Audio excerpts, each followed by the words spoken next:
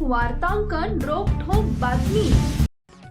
छत्रपती संभाजीनगर शहरातील seven hill परिसरातील सुराणा नगर येथील परीक्षा केंद्रावर या परीक्षेदरम्यान मोठा गोंधळ उडाल्याचं समोर आलंय। परीक्षा सुरू होताच अचानक सर्व्हर डाऊन झाल्याचा आरोप विद्यार्थ्यांकडून करण्यात आला असून यामुळे शेकडो विद्यार्थ्यांची परीक्षा खोळंबली। विशेषतः दूरवरून आलेल्या उमेदवारांना या अचानक उद्भवलेल्या तांत्रिक अडचणीचा मोठा फटका बसल्यानं परीक्षा केंद्रावर संतापाचं वातावरण निर्माण झाले असून आता कॉक्रोच जनता पार्टीचे संस्थापक अभिजित दिपके देखील विद्यार्थ्यांच्या आंदोलनात सहभागी झाले।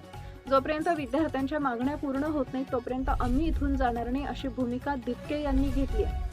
दिपके म्हणाले, आज इथं हायकोर्टाची परीक्षा होती। इथं खूप लांबून विद्यार्थी आले होते। ते जेव्हा परीक्षेला बसले तेव्हा त्यांना समजलं की इथले कॉम्प्युटर काम करत नाहीयेत, कोणाची स्क्रीन काम करत नाहीये। विशेष म्हणजे 10 मिनिटांच्या आत लॉग आउट होत होतं। याचा अर्थ सर्व्हर ही चांगले काम करत नव्हते आणि सगळ्याच विद्यार्थ्यांना फेल करण्यात आलंय। तर हे विद्यार्थी फेल नाही झाले, ही सिस्टीम फेल झाली आहे, सरकार फेल झालंय। या सेंटरवरचे जे आहे तेच विद्यार्थ्यांना सांगत होते की तुम्हाला कळत नाही का परीक्षा कशी द्यायची। हे विद्यार्थी इतके लांबून आलेत, त्यांना अक्कला नव्हत्या का?